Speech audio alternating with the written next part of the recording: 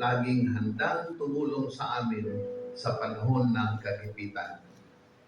Patawarin po kami sa mga pagkakataong nag-alinlangan kami sa iyong kabutihan o nababahala sa aming mga kalagayan. Ama namin, pinupuri ka namin para sa iyong walang pagbabago na pagmamahal at provisyon sa nakalipas na 5 dekada ng DCBC. At maraming salamat ng Tagalog Congregation na iyong sinimulan. 22 taon na ang nakalipas at hanggang ngayon ay patuloy ang gawain. Salamat sa mga taong ginamit mo na ang ministeryo ay nagpatuloy. Salamat sa mga buhay na naging bahagi ng kongregasyon. Salamat sa katapatan at biyaya sa bawat panahon, Panginoon. Ikaw ang nagsimula, umalalay at nagpatuloy ng iyong iglesia. Salamat sa bawat buhay na nabago, bawat kaluluwang naligtas, at sa mga buhay na iyong itinaguyod sa aming mga mananampalataya. Salamat sa bawat panalangin sinagot at sa mga napakaraming sumamba at naglingkod sa dumaan na panahon. Panginoon, habang kami ay nagdiriwang ng iyong katapatan sa DCBC na may kagalakan, patuloy mo pong pag-isahin at buklurin ang aming mga puso. Tulungan mo kaming maging isang nagdiningning na halimbawa ng pagmamahal ni Kristo sa isa't isa at sa aming komunidad. Protektahan mo po ang iglesia mula sa pagkakawatak-watak at gabayan mo po ang aming mga church leaders ng karunungan na nanggagaling sa iyo para pangunahan at maakay kami ayon sa iyong kagustuhang tatahakin namin bilang iglesia. Patuloy mo pong paanapin ang aming mga puso sa paninilbihan at bigyan mo kami ng kapangyarihan na magkaroon ng malaking epekto sa komunidad at palibot ng UP. Muli, iniaalay namin ang mga gawain ng iglesia sa darating pang mga panahon para maitaas ka at mabigyan ng kaluwalhatian kung saan mo kami itinalaga. Naway patuloy na gabayan ng iyong presensya ang aming mga hakbang at naway manatili kaming tapat sa iyong pagtawag. Ama namin, pagkalooban mo po ng banal na karunungan, lakas at bagong pananaw ang aming mga pastors, elders, deacons, at ang mga nangunguna sa iba't ibang mga gawain. Turuan, gabayan mo po ang bawat membro ng kongregasyon na maninilbihan gamit ang mga espiritual na kaloob upang makapaglingkod at tuwalhatiin ang iyong banal na pangalan. Panginoon, pag-alabin mo sa amin ang apoy ng pagpapanibagong sigla.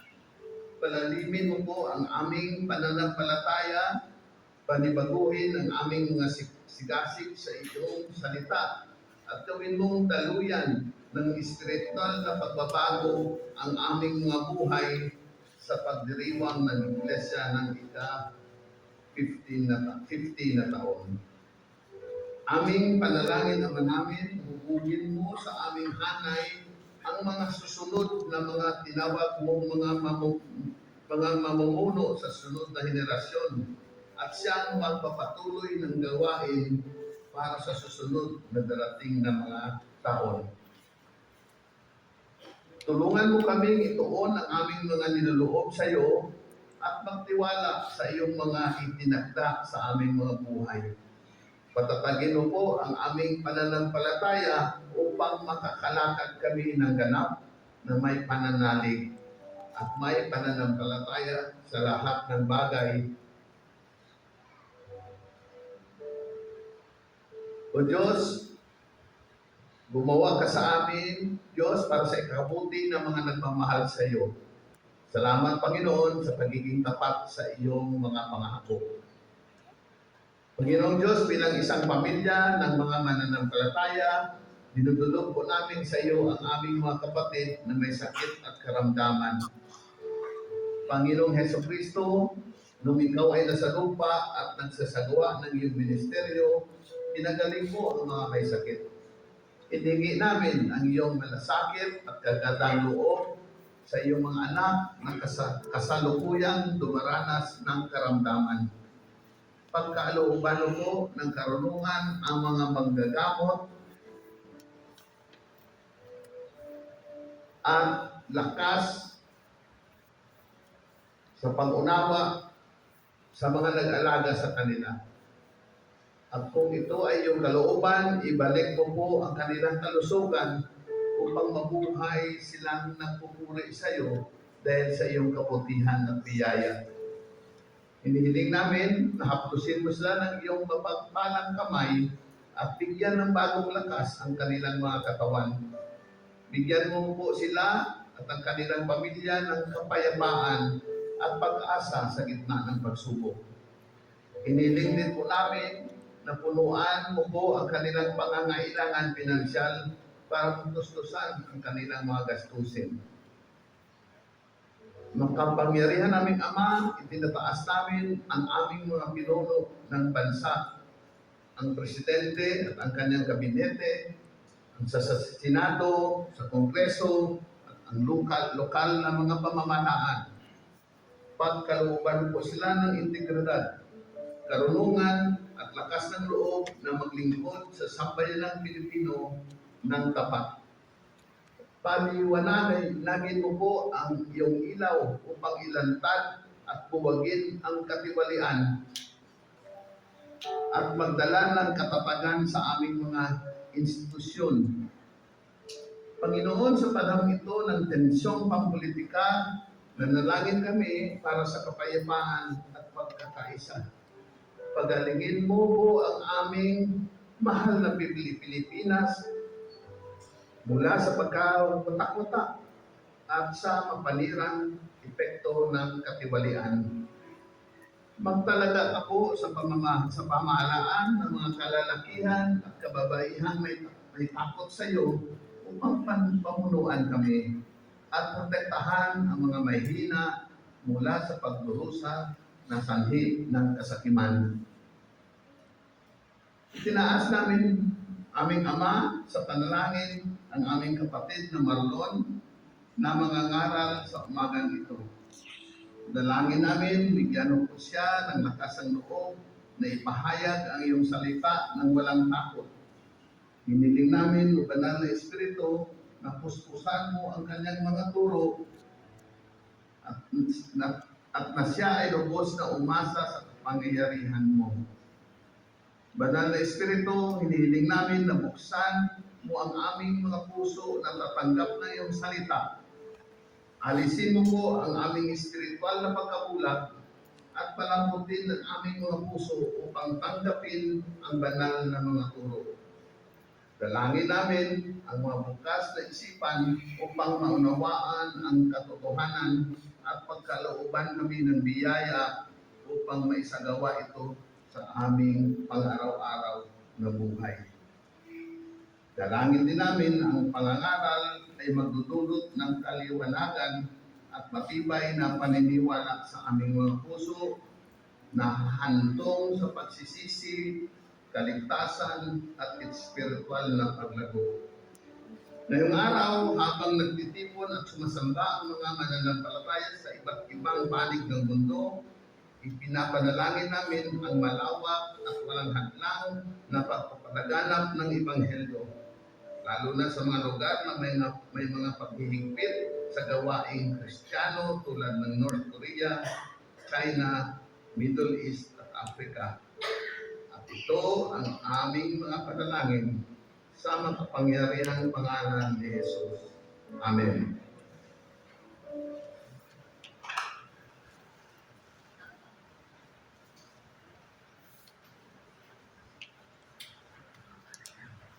Maraming salamat po, Elder G. Isa rin pong paraan ng ating pagsamba at pagpupuri sa Panginoon ay sa pamamagitan ng pagbibigay ng ating mga ikabu at kaloob. Ang ating pagbibigay ay isang pagpapahayag ng ating pasasalamat, pagtitiwala at pagkilala na ang lahat ay magmumula sa Kanya. Basahin ko po mula sa 2 Korinto 9:7. Ang bawat isa ay dapat magbigay ayon sa kanyang pasya, maluwag sa loob at hindi napipilitan lamang, sapagkat iniibig ng Diyos ang nagbibigay ng may kagalakan. Tawagin ko po ang ating mga ushers.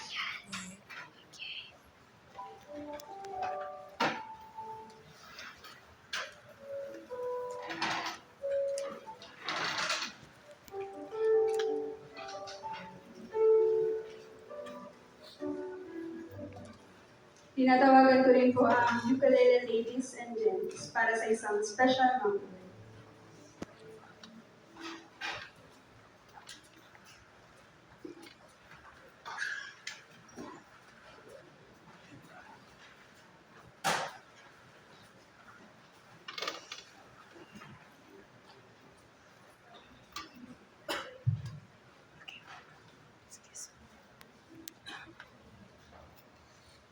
God is good. And all the time, God is good. Sa inyo pong pagkakaupo, inaanyayahan po namin kayo na makiawit ng quietly and silently at itanghal po natin ng sabay-sabay na tunay na ang Diyos natin ay mabuti. At habang tayo po ay nabubuhay, aawitin natin ang kabutihan ng Diyos.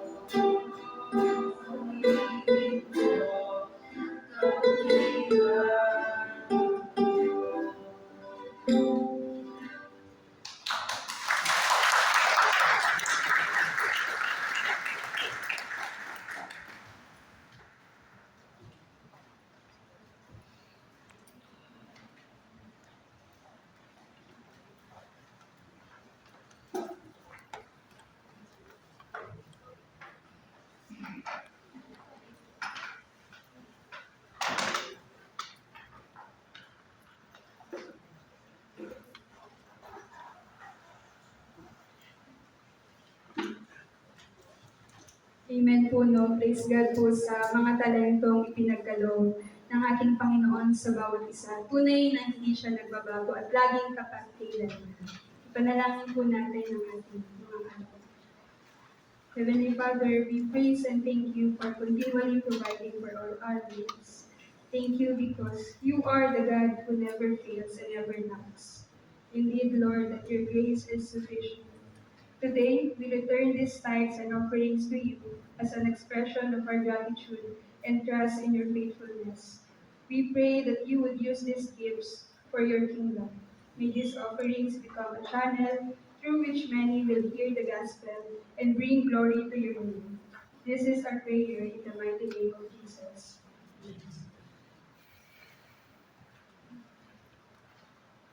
Bilang paggalang po sa pagbasa ng kanyang salita, inaanyayahan ko po na ang bawat isa ay magsitayo.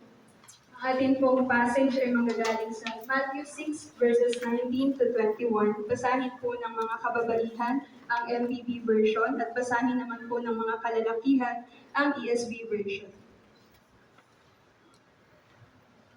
Huwag kayong dito'y may nanihirahang insekto at kalawang, at may nakakapasok na magdala. Sa halip, mag-ipok kayo ng kayamanan sa langit. Do'y walang nanihirahang insekto at kalawang, at walang nakakapasok na magdala. Sapagkat kung saan naroon ang inyong kayamanan, naroon din ang iyong puso.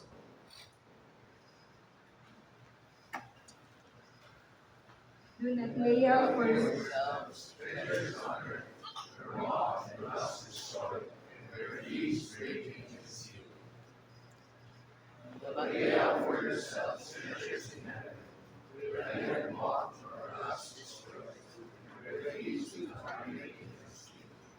For where your treasure is, there your heart will be also. Purihin po ang pagbasa ng kanyang salita, maaari na po tayo makaupo. Sa umaga pong ito, ang maghahatid po ng mensahe ay si Elder Marlon Pinay.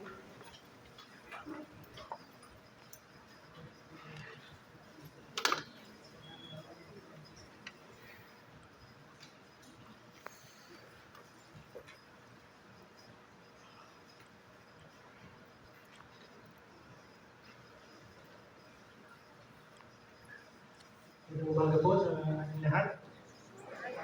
Dinig po ba ako or kailangan ko hawakan yung mic? Set ko lang sa muli po magandang umaga sa mga kapatid. Happy 50th anniversary sa BCBC. Ito yung t-shirt. And ngayong araw po na ito, ngayong buwan din ito, ay pinagdiriwang ng Tagalog service ang 22nd anniversary. So, biyaya at kapayapaan sa ating lahat. sama tayo para iwang ang katapat ng Diyos sa ating simbahan. Salamatan natin siya sa maraming buhay na nabago at maraming pusong natutong mahalin si Jesus sa pamamagitan ng ministeryo niya dito sa DCBC. So yung pin po natin na nasa inyong t-shirt ay a deep of grace, a future of hope. So habang tinitingnan natin ang nakaraan at iniisip ang hinaharap, yung future, yung ating verse ngayon ay nagpapaalala sa mga sinabi ni Jesus sa Mateo 6:19-21 at tingnan natin kung saan natin inilalagay ang ating kayamanan at kung saan talaga ang ating mga puso bilang mga individual na mananampalataya at bilang isang simbahan. Huwag kayong maging pok ng mga kayamanan dito sa lupa. Dito'y may naninirang insekto at kalawang. At may nakakapasok na magnanakaw. Sa halip, maging pok kayo ng kayamanan sa langit. Do'y walang naninirang insekto at kalawang. At walang nakakapasok na magnanakaw. Sapagkat kung saan naroroon ang iyong kayamanan, ay naroroon din ang iyong puso. Ito po sa ating English version. So ngayong umaga, ang mensahe ay patungkol sa pagkakaroon ng pag-iisip na nakatuon sa walang hanggan o yung tinatawag sa English na eternal mindset. So isang pagtingin at pamumuhay na pinahahalagahan ang mga bagay na tumatagal, ang mga bagay na eternal. So hahatiin ko ang aking mensahe sa tatlo. So una, para lang madaling tandaan, hinati ko lang sa tatlong verses. Problem, earthly treasures, promise, heavenly treasures, practice, eternal mindset. Para lang sa mas madali natin pag-follow. So,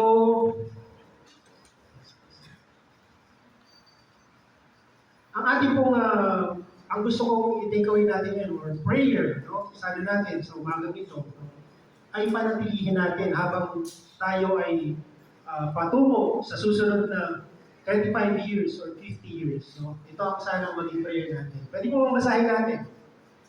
As DCBC moves beyond 50, we will continue to invest in eternity. Sana po yan ay maging prayer natin. Pwedeng. Okay, so sa unang punto po. So bago po yun, ang ating passage ay bahagi ng tinatawag na Sermon on the Mount, no? Na makikita po yan sa Matthew 5-7. Dito, sa sermon na to, nagsasalita si Jesus sa kanyang mga disipulo at mga taong nakapaligid sa kanya sa Mount, no? Na kung ano ang tunay o buhay sa kaharian ng Diyos. Kung titingnan natin, ang kabuuang diwa ng sermon niya, ng Sermon on the Mount, ay ito ay taliwas sa standard, no? Na mababa, hindi sapat, kulang at maling pamantayan o standard ng mga Pariseo. So ang nilalaman ng sermon niya ay banal na pamantayan ng Diyos para sa buhay sa kanyang kaharian o yung kingdom life. No? So, kung tayo pamilyar sa mga katuruan ng mga Pariseo, no? Na sinabi din naman sa Biblia, ang pamantayan ng mga Pariseo ay isang buong sistema ng reliyon na gawa ng tao na nakasentro sa pagsunod sa Diyos at ito ay panlabas lamang. So, it's an external obedience. No? Actually, kung titingnan natin yung parang jumping board, no? Sa Matthew 5:20. Sabi doon, sinasabi ko sa inyo, kung ang pagsunod ninyo sa kalooban ng Diyos ay tulad lamang ng pagsunod ng mga tagapagturo ng kautusan at mga Pariseo, hindi kayo makapasok sa kaharian ng langit. So, yung standard ng mga Pariseo ay malayong-malayo sa standard ng Panginoon. Halimbawa, yung mababasa natin dito, yung tungkol sa tamang pananaw, no, sa sarili. Ano ba yung pananaw ng mga Pariseyo sa kanilang mga sarili? Ang mga Pariseyo ay mapagmataas, makasarili, at umaasa sa kanilang sarili. Ngunit, ang pamumuhay sa kaharian ng Diyos ay dapat may pagpapakumbaba sa espiritu, nagluluksa sa kasalanan, mahinahon at nag-ahad at nauuhaw sa katuwiran. So, ganun ang pamumuhay sa kaharian ng Diyos. Malayong-malayo sa standard ng mga Pariseyo. Makikita din natin doon na ang mga Pariseyo ay bahagi ng kadiliman at katiwalian. Pero ang mga namumuhay sa kaharian ng Diyos ay dapat maging asin. You are the salt of this world and the light of this world. No? Ang asin ay nagpapabagal sa katiwalian at ang ilaw ay naglalantad ng kadiliman. So by contrast, no? Another example ay ang tamang pananaw sa salita ng Diyos. Ang mga Pariseyo ay bumuo ng sistema, sarili nilang sistema, na nakabatay sa mga tradisyon at gawa ng tao. Ngunit, sa kaharian ng Diyos, ang isang nabubuhay doon ay dapat malaman na ang salita ng Diyos ang dapat pagkalooban ng katapatan at hindi ang mga gawaing tao. Another example ay ang tamang pananaw sa mga usaping moral. Makababasa natin sa chapter 5 na ang mga Pariseyo ay nag-aalala lamang na hindi sila papatay o hindi sila makikipagsabuatan o hindi mangangalunya. Parang sa kanila, yung gawa lang. Pero si Jesus, radikal yung kanyang standard sa morality. Sabi niya, kapag ikaw ay nagkaroon ng galit sa puso mo, para ka na rin pumatay.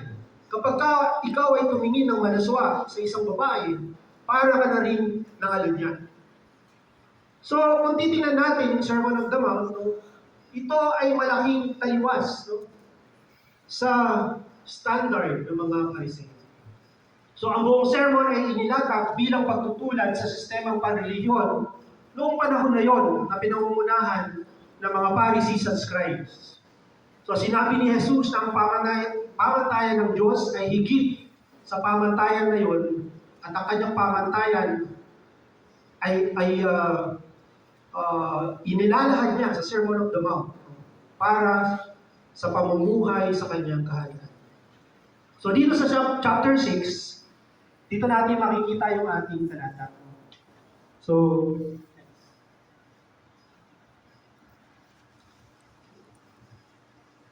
pansinin natin na hindi sinabi ni Jesus na masama ang magkaroon ng kayamanan o pag-aari. Sa katunayan, ang anumang kayamanan at pag-aari ay na mayroon tayo ay biyaya mula sa Panginoon. At dapat natin ito i-enjoy. No? Sabi sa Ecclesiastes 5:9. So yung ating mga pag-aari ay galing sa Diyos at dapat natin itong i-enjoy. Hindi rin sinasabi ni Jesus na masama ang magkaroon ng savings account. O kaya naman ay emergency fund. Or even retirement fund. No? Maraming mga talata sa Biblia na pinupuri ang kasipagan, ang pagtatrabaho, ang pag-iipon. Halimbawa na lang ay sa Proverbs. Sa Proverbs, makikita natin doon na pinapapurihan ang mga langgam. Sabi doon, ang mga langgam daw ay nag-iimbak ng pagkain sa tag-araw, kailangan iniipon kung panahon ng anihan. So, kung titingnan natin, anong sinasabi ng Diyos dito, no? Ang sinasabi ni Jesus, no, sa English version, nabasa natin na ito ay babala sa atin kung paano natin tinitingnan at inahandle o hinahawakan ang ating mga kayamanan at pag-aari. Una, sa English version, sabi doon, do not store up for yourselves treasures on earth. No, pansinin natin yung salitang yourself. Ayaw ni Jesus na makasariling pananaw ng pag-iimpok ng kayamanan at mga pag-aari para lamang sa ating sarili. At kung anumang pansariling kasiyahan ang may bibigay sa atin noon. Nagpapakita rito ng picture ng parang hoarding. No? o yung pag-iimbak ng higit sa kinakailangan at di naman nagagamit, kaya natatambak lamang. Noong pandemic, nung sisimula ng araw ng pandemic, siguro napansin nyo rin yun, na nagkakaubusan ng face mask. Diba? So dahil maraming ng board, no? Parang unang araw, pangalawang araw pa lang, biglang nawala na ng face mask.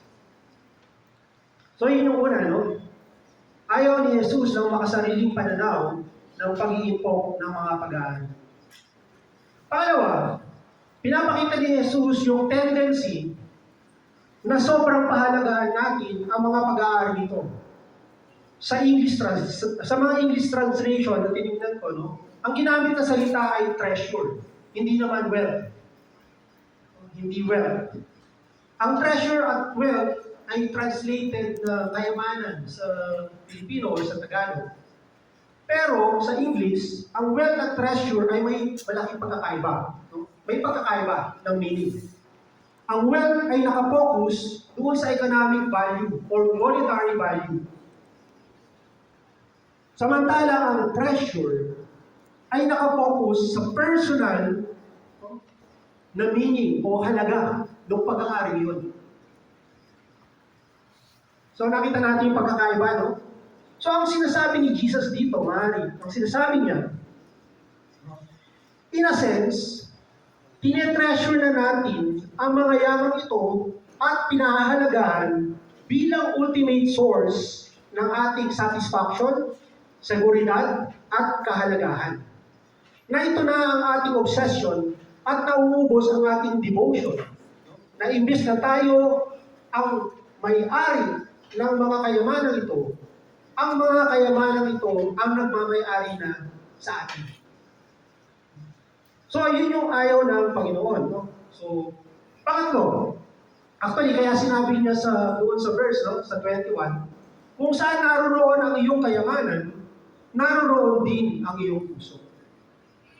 So, ano na yung tinitreasure ng iyong puso? Itong mga kayamanan na ito. Sinabi rin ni Jesus, at pangatlo, sinabi rin ni Jesus na mga earthly treasures na to ay madaling masira at madaling mawala o manakaw. Sa panahon ni Jesus, ang mga tao ay nag-i-invest sa mga mamahaling damit at mga mamahaling tela. Common din sa mga mayayaman ang mag-imbak ng mga pagkain. Kaya nga mababasa natin yung isang parable na may isang mayaman na umani at sa dami ng kanyang naimbak, pinag-iba niya yung kanyang mga imbakan. So yan, nag-iimbak sila. So nag-iimbak sila ng mga pagkain. At ang mga ito ay madaling sirain ng insekto at kalawang. So sabi doon sa version natin, rust. No? Pero pag tinignan talaga natin yung meaning ng rust na ito ay nangangahulugan ng parang kinain. No? Kinain or ginatgat. No? Sa ibang translation sa English, sa NIV, makikita natin na vermin. Vermin ang word na ginamit doon. So, ang ibig sabihin ng vermin ay mga insekto, mga ukod, mga daga. So, sa madaling salita, no, yung mga iniimbak na to, ng mamahaling damit, o pagkain, ay madaling kainin ng mga insekto at mga daga. So, kung ang mga tao naman ay nang-hoard ng mga mamahaling alahas at kagamitan, pwede naman itong manakaw. So, sa madaling salita, ang mga treasure na ito ay hindi permanente at pwedeng mawala sa isang biglang lamang. Siguro sa ating karanasan, ito ay napakalinaw, di ba? Maaaring, so sa atin, no, napapansin natin, naluluma ang mga kagamitan at nasisira ang ating mga ari-arian. Maaaring ang iba sa atin dito ay nakaranas na mapasok ng mga magnanakaw ang bahay. O kaya manakawan. Ako naranasan ko minsan madugutan. Hindi lang minsan, siguro mga 2 beses, 3 beses na nadugutan ako sa bus. At minsan magkasama kami ni Lino, na-hold up kami. Meron silang baril sa Makati. O kaya naman ay malubog sa baha. O masanugan. Maybe iba sa atin nakaranas ng gano'n. At nawalan tayo ng bahay at ari-arian. So ito ang katotohanan. Ang kayamanan ng mga mapag-aari ito ay nasisira at nawawala. Kaya huwag natin i-invest ang ating lakas at buhay sa pagkamal ng mga ito. Mga halimbawa sa Biblia. So, pamilyar tayo sa parable of the rich fool. Yung sinabi ko nga kanina, marami siyang inaning, nag-ipon siya ng kanyang kayamanan, nung punong-puno na ang kanyang mga storehouses, pinag-iba niya ito. At sabi niya, kailangan ko pang dagdagan ng mga storehouses para dumami pa ang aking maiiba. Pero tinawag siyang fool. Bakit? Dahil nung gabing yun, binawian siya ng buhay. Namatay siya. So, hindi nga kinain ng virgins, hindi nga inuod, pero hindi naman niya napakinabang dahil namatay niya. So, yun yung parable sa Luke 12, 15 to 20. Sa Mateo 19, 16 to 28, no? Makikita natin doon, no? Familiar din itong story na to, yung rich young ruler, no? Na tinanong niya si Jesus kung paano siya makapasok sa kaharian ng Diyos. Sabi ni Jesus, ibenta mo ang iyong ari-arian. At malungkot siya umalis dahil hindi niya kayang i-give up ito. Sabi nga ni Jesus, mas madali daw lumusot ang kamelyo sa butas ng karayo kaysa mapasok ang mayaman sa kaharian ng Diyos. Yung sinabi niya yun doon. Sa 1 Timothy 6:17 to 19, pinalalahanan ni Paul, no? Ni Pablo, ang mga mayayaman. Sabi niya doon, huwag maglagay ng pag-asa sa yaman. Sa halip, maging mayaman sa mabuting gawa at mapagbigat. Okay, so yun yung first point. No? Mayroong tendency na i-treasure natin yung kayamanan. Yung puso natin ay nandoon na. So yun yung babala. That's the problem. Paano natin ito makikita ngayon, no? Sa ating panahon. So, siguro iniisip na kayamanan ang seguridad, sinusukat ang tagumpay sa comfort o status ng pamumuhay, yung pagsunod sa kultura ng commercialism, lalo na ngayon, ang bilis ng information, internet, marketing, inuuna ang financial stability. Kailangan maging financial stable muna ako bago maging sa Panginoon. Kesa sa pamumuhunan sa paglago ng kaharian ng Diyos. Para naman sa mga simbahan, no? Katulad dati, lalo na, medyo matagal na, nagiging prioridad yung pag-iingat ng mga institusyon. Sa iba, pagprotekta ng kanilang gusali, ng mga programa, o yung kanilang reputation. Kesa sa pag-focus sa mission and discipleship. Sa ating anniversary, no? 50th and 22nd. Sana ito yung maging babala sa atin, no? Na madali kasi mag-relax at mas piliin na lang ang komportable. At manatili na lang kung sa ano ang meron tayo ngayon. Pero tinatawag tayo ni Jesus na patuloy na lumakad at tumago sa misyon na ibinigay niya sa atin. Naalala ko lang nung bago pa kami mag-asawa ni Lynn, at pagkatapos ng ilang taon ng pag-iipon, ay nakabili kami ng bagong sasakyan. So, pinag-ipunan talaga. So, dahil bago ito, talagang alaga ako siya. Bumili pa ako ng cover. At yung parking namin, meron ng cover. Yung inupahan namin na apartment, meron naman siyang foam. Pero, bumili pa ako ng cover. Tapos ayaw kong magasgasan. Kahit kaunti lang. So pero may isang pagkakataon na si Elaine yung nag-drive. No, nagpaalam naman ako sa kanya. At gaya ng naiisip niya na, pag-park niya, nakurungan niya yung padero. At nagkaroon ng malang gas-gas yung aming sasakyan.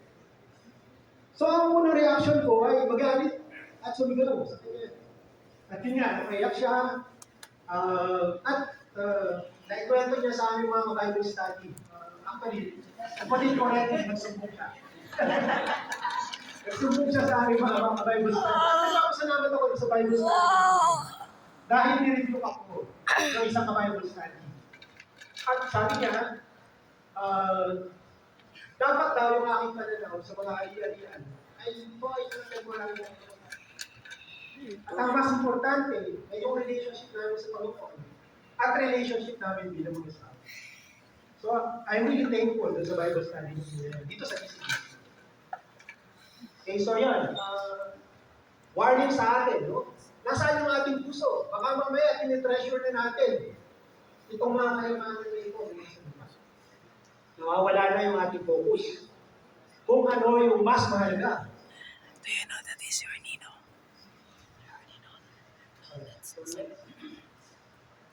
So, ay,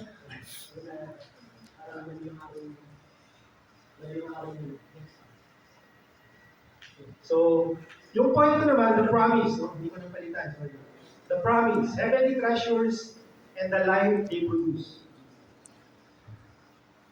So, sabi doon, but store up for yourselves treasures in heaven, where moths and vermin do not destroy, and where thieves do not break in and steal. So, taliwas. Imbis na mag-store up ka ng treasure sa earth, mag-store up ka ng treasure sa heaven. Ano ba itong mga treasures in heaven na to na binabanggit ni Jesus? Ano nga ba yung tinutukoy niya? Dito, na treasures in heaven. Hindi naman malinaw doon sa verse natin, sa ating passage, kung ano itong mga treasure in heaven ito. May dalawang bagay na pwede natin tingnan. Pero bago yun, tingnan muna natin ito. So sabi sa 1 Peter 1:3-4, praise be to God and the Father of our Lord Jesus Christ. In His great mercy, He has given us new birth into a living hope through the resurrection of Jesus Christ from the dead and into the inheritance that can never be, that can never perish, spoil, or fade. So, parang similar, no? Inheritance that can never perish, spoil, or fade. Pero ang gusto kong ipunto dito, yung unang hakbang, para tayo ay makapag-invoke ng treasures in heaven, actually, ay wala pang kinalaman sa kayamanan. Pero ito ay patungkol sa kung sino ang ating pinagtitiwalaan para tayo ay makarating sa langit, para tayo ay maligtas. Tayo ba ay nagtitiwala sa ating mga mabubuting gawa at mga relihiyosong mga gawain, o tayo ay nagtitiwala kay Jesus lamang?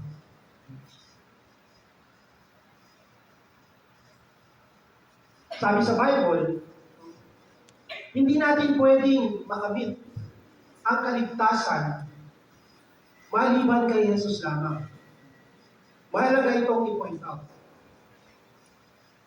Maliwanag sa Biblia na tanging isa lamang ang paraan para tayo ay makarating sa langit. Ito ay sa pamamagitan ni Jesus, na sa biyaya at awa ng Panginoon, siya ay namatay at nabuhay na muli upang muling tubusin mula sa kasalanan at iligtas ang mga tunay na sumasampalataya sa Kanya.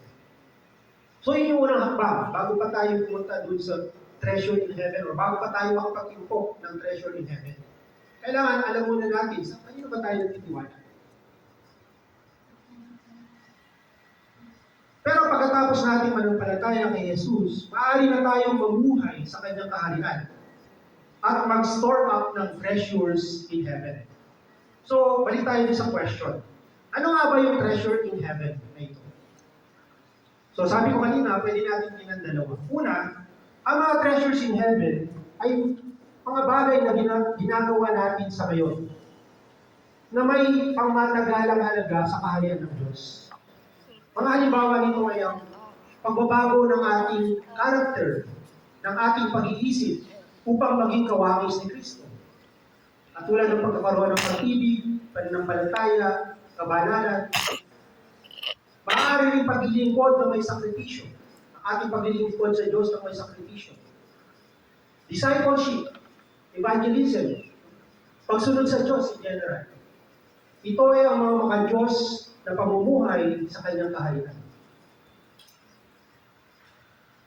Sabi sa Colossians 3:1-4, sa Tagalog ko babasahin, no? Yamang binuhay kayong muli ng kasama si Kristo, ituon ninyo ang inyong pag-iisip sa mga bagay na nasa langit na kinaroroonan ni Kristo, na nakaupo sa kanan ng Diyos. Ang mga bagay na panlangit ang isa-isip ninyo, hindi ang mga bagay na panlupa. Sapagkat namatay na kayo at ang inyong buhay ay nakatago sa Diyos kasama si Kristo. Si Kristo ang inyong buhay at kapag siya'y nahayag na, mahahayag din kayo kasama niya at makakahati sa kanyang kalwalhatian. Dahil tayo ay kay Kristo na at nabubuhay kay Kristo, hindi na sa ating mga sarili, kailangan natin i-align ang ating kaisipan at ang ating pamumuhay sa mga bagay na makalangit at may eternal values. So yun yung una, no? Pangalawa, may mga sinasabi sa Biblia tungkol sa mga rewards in heaven. Doon sa pangalawang linggo ng ating anniversary, narinig natin mula sa mensahe ni Elder Rex ang tungkol sa mga rewards na makakamit ng mga mananampalataya sa pagpapatuloy ng gawain na sinimula ng Panginoong Yesus sa kanyang simbahan. Ang mga gawa ng mga nagtayo ay isasalang sa apoy para subukan ang kalidad.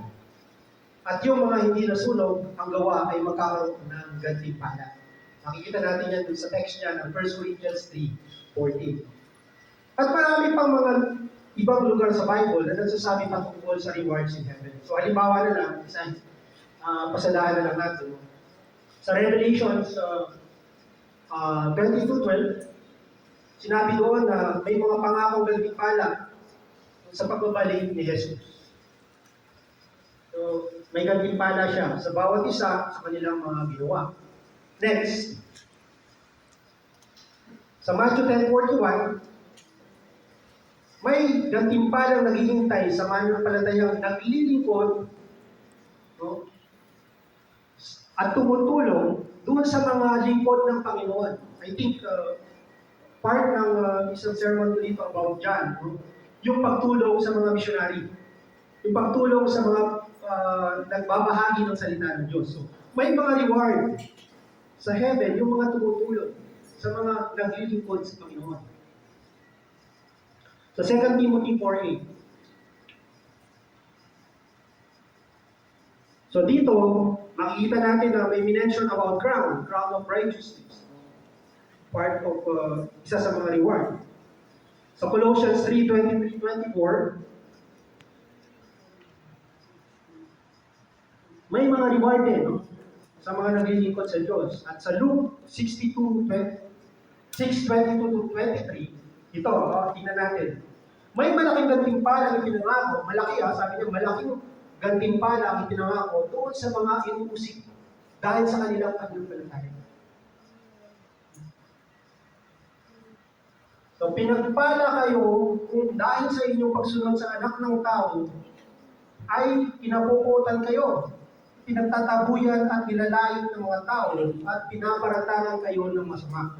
Magalak kayo at lumukso sa tuwa, kung gayon, ang mangyari sa inyo sapagkat malaki ang inyong gantimpala sa langit. Gayon din ang ginagawa ng kanilang mga ninuno sa mga propeta.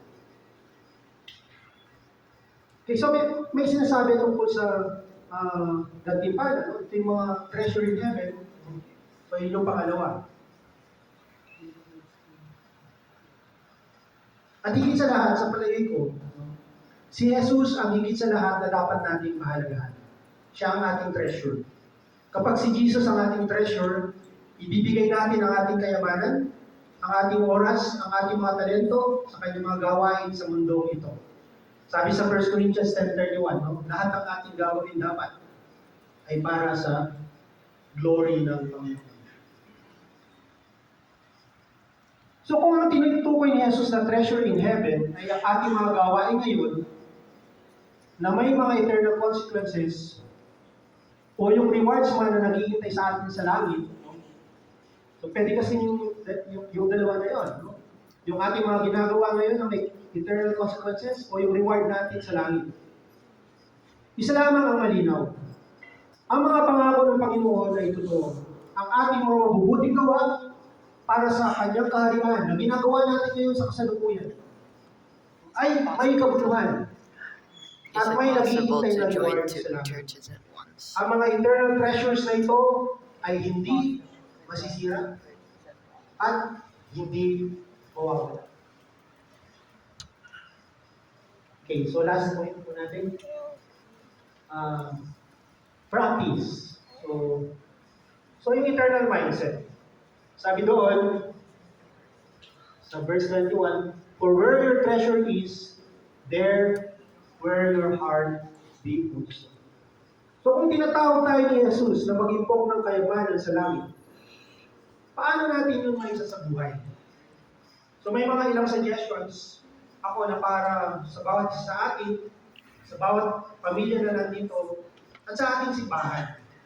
So may tatlong so inulit ko lang yung Colossians, no? Sabi kasi sa Colossians, if then you have been raised with Christ, seek the things that are above, and where Christ is seated on. Set your minds on things that are above, not on things that are on earth. Paano natin ito may sasagawa? May sasabuhin. Una, tinatawag na heart formation o yung paghubog ng ating mga puso. Kasi from where your heart is, no? For where your treasure is, there your heart will be. So, kailangan ayusin ang ating puso. Paano natin ito maayos? Baguhin ito. No? Sa tulong ng Espiritu Santo, baguhin ang mga habit, mga gusto, Can I just go ating mga outside again gawin. very quickly? Paano? Sa pamamagitan ng mga spiritual disciplines. Kailangan tayo ay mananatili. Sabi doon sa sermon ni Pastor Pao, noong unang linggo ng ating anniversary, natatandaan niyo ba? Manatili, di ba? At manatili, no? Tama ba? And reach out. Remain and reach out. Yun yung kanyang message nung Sunday. So mga spiritual disciplines. Regular na pagbabasa ng Bible at panalangin para ayusin ang ating mga puso.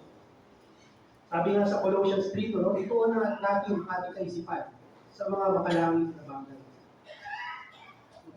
Isa sa mga paghubog ng ating mga puso ay ang pagsamba din, worship. Kapag tayo ay, pansinin natin, kapag tayo lumalayo sa Panginoon, no, minsan tinatamad tayo mag-worship. Corporate worship. At habang lumalayo tayo sa worship, lalo tayo napapalayo sa Panginoon. So ang tunay na pagsamba o worship ay tumutulong na alisin, no, ang ating mga distractions, no, ang ating mga idols, at ibalik ang ating puso sa Diyos. So paano natin hubugin ang ating mga puso? Kailangan natin suriin ito at magsisi. Tanungin natin ang ating sarili. Ano ang iniipon ko? Ano ang inuuna ng isip ko? Paano ko ini-spend ang aking oras? Paano ko ini-spend ang aking pag-aari, ang aking naman? So kung may mali, magsisi tayo at magbago. Number 3, no, paano natin uhubugin ang ating puso? No? So magitan ng discipleship. Mentoring and discipleship. Maghanap ng mentor sa church at maging mentor din. Inuhubog ang kaisipan ng bawat isa sa discipleship. So yan, yung isa ay paghubog ng puso or heart formation. Pangalawa ay ang resource stewardship. Sa book ni Mano, no, managers and owners. Nakita ko siya ng isang linggo, meron siyang message kay Eric doon. At napakalaking tulong ng book na yun. Hindi lang sa akin, hindi sa mga anak ko rin. So maging matalino. Maging matalino sa ating mga resources. So, tayo ay mga stewards lang ng ating mga resources. I-practice natin yung generosity.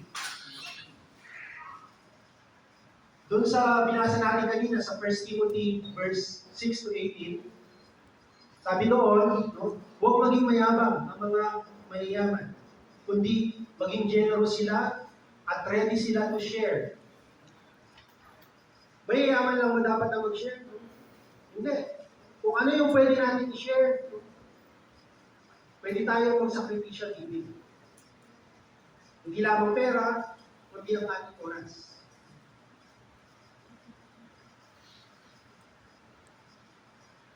Sa ating personal, no, siguro yung ating pag-budget. Budgeting with eternity in view. Magtakda ng bahagi ng ating pag-aari, ng ating salapi, no, para sa gawain ng simbahan. Gawain na magbe-benefit yung evangelism, magbe-benefit yung discipleship, magbe-benefit yung mission. Sa ating simbahan, ilan natin ang ating budget para sa evangelism, discipleship, mission, outreach.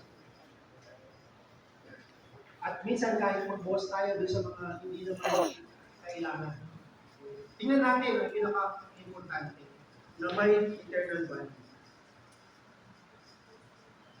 And number 3 sa resource stewardship, simpleng pamumuhay at maingat na pagpaplano. Of course, responsibility natin ang ating mga pamilya. Sabi sa 1 Timothy 5:8, but if anyone does not provide for his relatives, and especially for members of his household, he has denied the faith and worse than an unbeliever. Dapat maging responsable tayo sa ating pamilya, and at the same time, maging maingat din tayo sa pagpaplano ng ating salapi para sacrificially you can also give. Okay, so yun yung resource stewardship. And now, last but not the least, missional investment o yung pamumuha ng missional. Unahin ang tao dahil ano ba yung isa sa mga internal na bagay? Ang kaluluwa ng tao at ang paglago ng karya ng Diyos. So, papasok dito yung evangelism at discipleship ulit. Siguro dito sa simbahan, yung cross-generational ministry. Yung nga, sinasabi ko kanina na yung mga kabataan ay mini-mentor ng mga mas nakatatanda. Yung mga nakatatanda ay nag-mentor sa mga kabataan. Kasama sa missional investment ay yung matapang na pangangaral ng Ebanghelyo, yung boldness in sharing the gospel.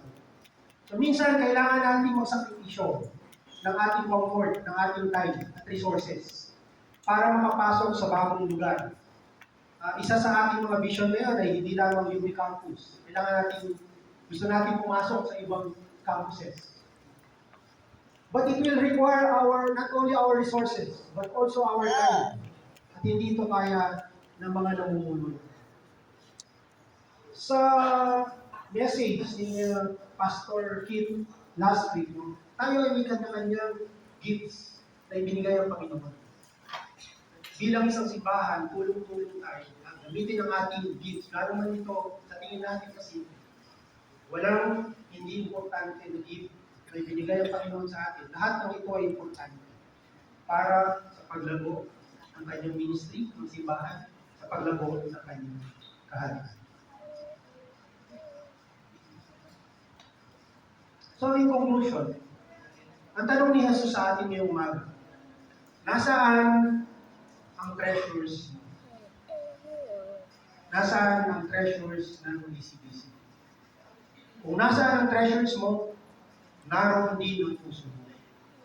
Bilang simbahan na nagdiriwang ng 50 years, 22 years nagano, kailangan natin piliin kung ano magiging pamana natin sa mga susunod na henerasyon ng DCBC.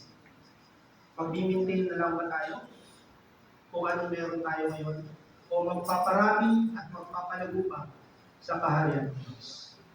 The Gospel calls us to reorient our hearts toward what lasts. At tatandaan natin ang pangako ng Panginoon. Unahin ninyo ang kaharian ng Diyos at ang kanyang katuwiran at ang lahat ng mga bagay na ito ay pinaragdag sa inyo. Seek ye first the kingdom of God and His righteousness, and all these things will be added to you. May my heart, may your heart, may the heart of DCBC treasure, our heart's treasure be where Christ is. Sana yung treasure natin ay kung nasaan si Kristo. Storing up what endures, investing in souls, and living for the glory of our Lord Jesus Christ.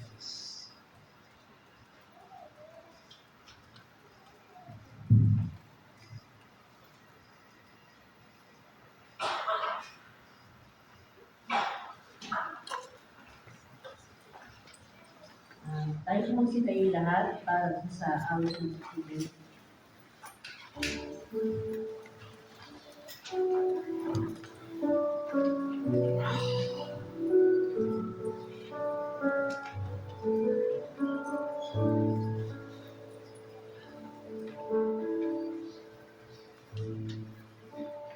You are my strength when I am weak.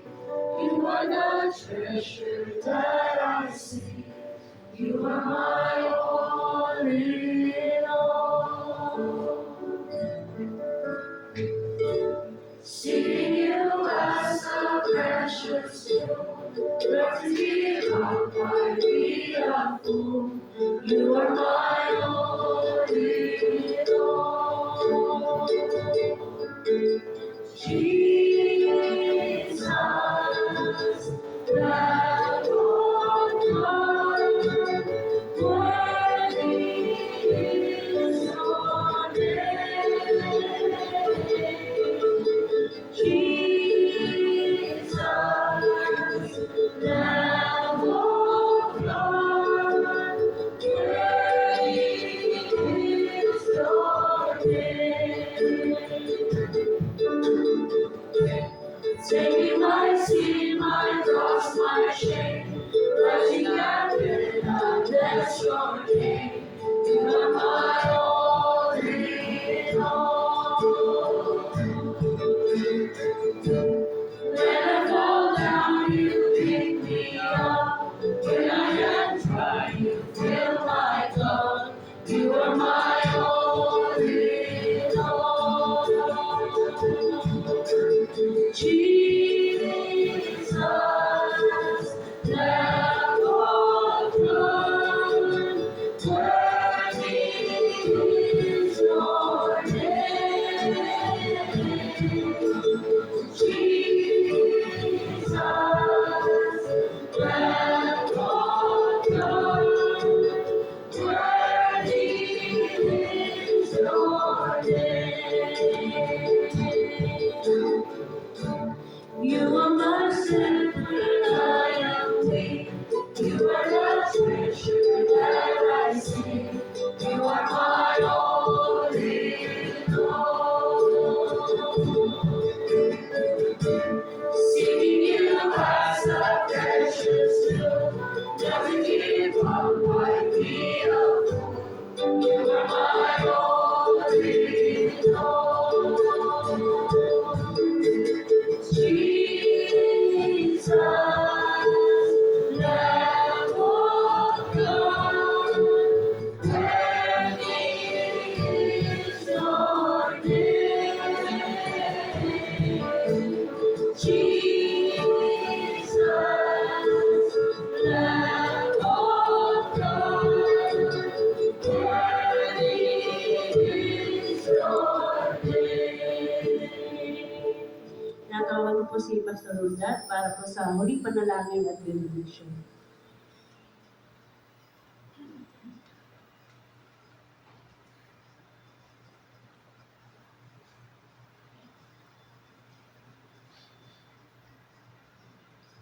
Manatili po tayong nakatayo. Tayong manalangin. Gaya ng sinabi mo po, Panginoon, na ang aming tahanan ay ininda mo sa langit. At ang aming paninirahan dito sa lupa ay pansamantala lamang, Panginoon. So thank you, Lord, for reminding us that mag-impo kami ng aming kayamanan doon sa langit, hindi dito sa lupa. Na kung saan ay nasisira, nawawala, at nananakaw, Panginoon. At hindi rin namin ito pwedeng dalhin. Salamat, Panginoon, sa paalala ito mula sa iyong salita. At hindi, Panginoon, inaalala rin po namin, pinasasalamatan at nire-recognize ang pangunguna po ng Diyos Espiritu Santo sa aming kalagitnaan sa umaga ito. Salamat po sa iyo, Diyos Espiritu Santo, Sinamahan mo kami, ginahit mo kami, kami tagapagsalita, at tinuruan mo rin kami, Panginoon, na buksan ang aming mga kaisipan upang maintindihan namin ang kagandahan ng iyong mga salita sa Panginoon. Ngayon, ang Diyos ng kapayapaan na bumuhay mula sa mga patay sa ating Panginoong Jesus, ang dakilang pastol sa mga tapat sa pamamagitan ng dugo na walang hanggang katipan. Naway gawin niya kayong ganap sa bawat mabuting bagay upang magawa ninyo ang kanyang kalooban at gawin sa atin ang nakalulugod sa panangin niya. Sa pamamagitan ni Jesucristo, na sa kanya ang kalwalatian magpakailanman. Amen.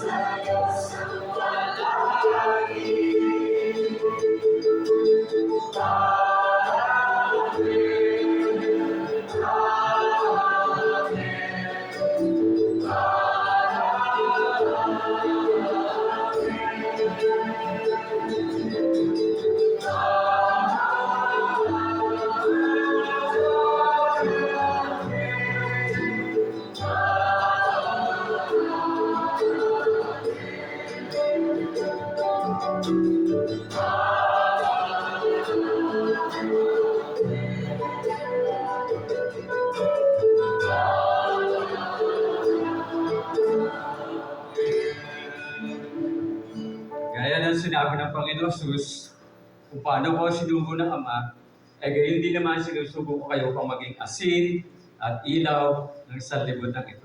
Papurihin po at papalain tayo ng Panginoon.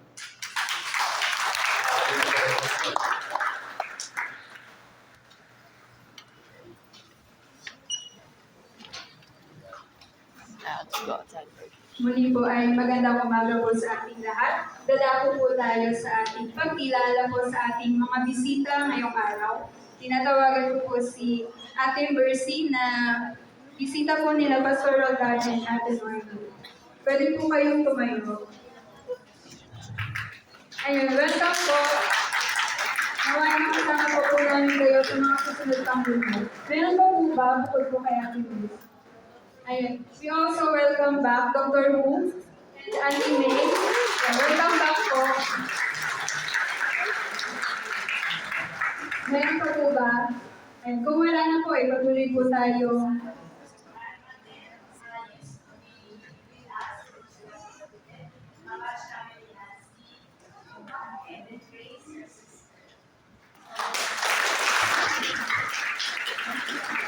Welcome po, Ate Marten and Ate Grace sa DCBC. Punta po tayo sa ating mga announcements. Ayan, happy 22nd anniversary po, Tagalog Service. Salamat po sa e-connect ng ating Panginoon. Inanayahan din po ng bawat isa ay manatili po mamaya para po sa maikling celebration. Tawagin ko po mamaya si Ate Mina. Sige po. Para po sa mga may birthdays this week, si Kuya Clyde Villanueva and Dr. Mary, 27. And sa August 1, si Ate S.P. Ibanez. Batiin po natin sila kapag nakita po natin sila or sa Messenger or Facebook.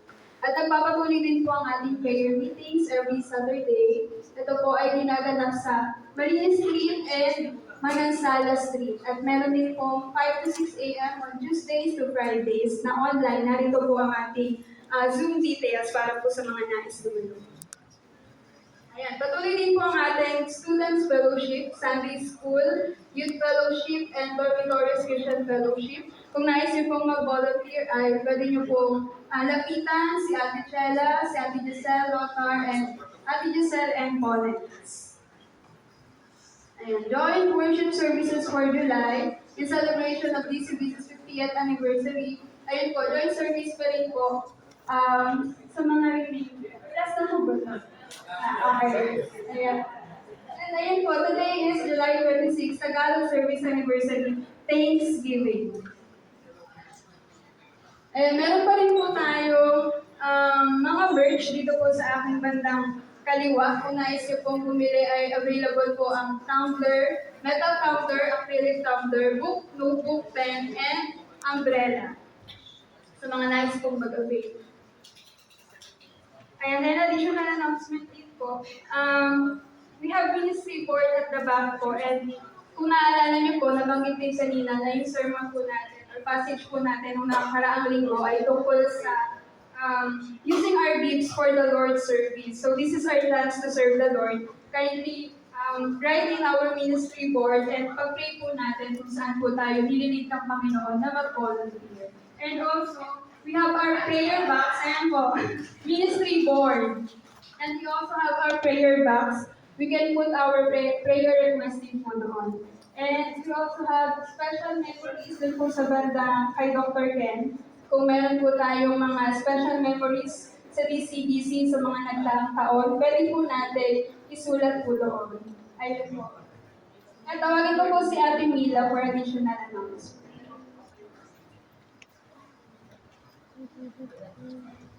Magandang umaga po at muli ay happy anniversary sa ating Tagalog congregation. Naatrasan po akong mag-announce patungkol sa ating pagkain. And so we praise the Lord na eksakto, invited lahat pati sa English congregation and after the congregation. Yung bilang ng ating mga pagkain. Sa ating pong kanan ay merong pastil. Can I go out? Yeah, I do. Pastil. Yun. Buy you. At sa kaliwa po ay meron tayong chicken tops na may biryani rice and may rice na puti. Java rice yan. Tapos tig-isa rin na macaroni, chicken macaroni salad, barbecue, at may dessert. Tapos po, mamimili lang kayo kung sa kanan o sa kaliwa. Okay po? Tapos meron din water, juice. Sa kaliwa. Yan. Pero meron po akong hihilingin sa bawang isa sa inyo. Itaas po natin ang ating tanang kamay. At sumunod kayo sa akin. Ako'y nangangako. Natatapusin ko ang buong programa. Tagalog congregation. Salamat po. Ayan, kasi kung meron tayong surprise, pagkatapos natin bumayo, at dito na rin po tayo lahat. Salamat po.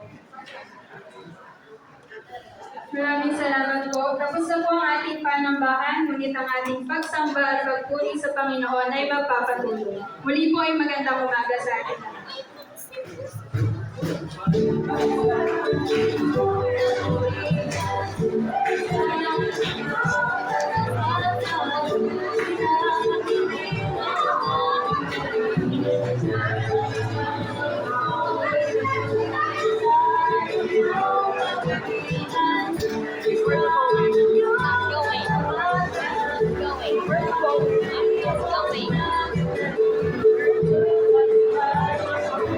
Yes, we go. Come on. What? Come on, bye.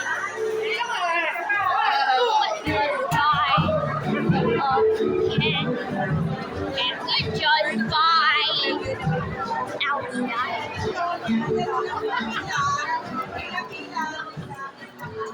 No, they only faith in God, rooted in the world.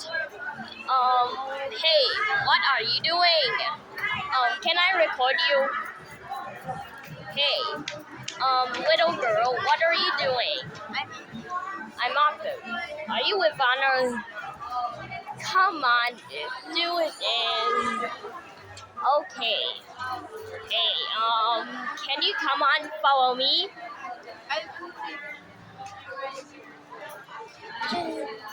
It follow me. And classic rowdy challenge. Sige, lagay mo lang ako. Sige, lagay mo lang ganay. It just hey, let me out order. Go to black. Wow, brownie. Okay, and classic. Wow, classic brownie. Here we go. Can we eat brownie later? Just wait your turn. Okay. You wanna go with me? Come on. Just do it.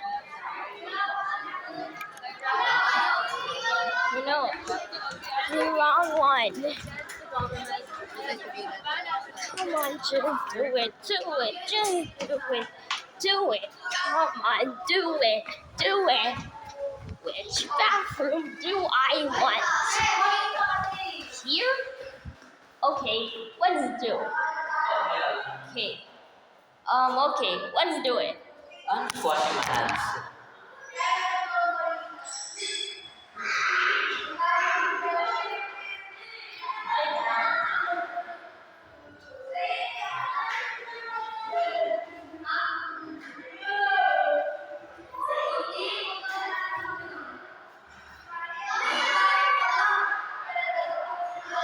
I'm gonna do it now.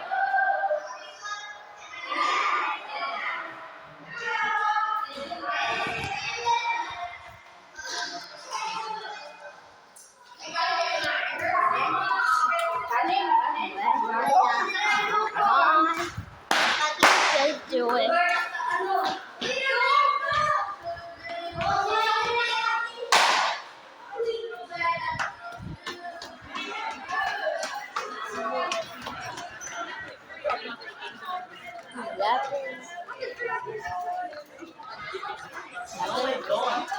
No, I don't. That's why I broke. That's what. Alan. Because hey, what is your can I record you? Oh, sure. Okay, what is your name? I'm Kairos. Carol. I'm friends with your kuya. Carol, can you catch us? What? How did I do it? Just let me go.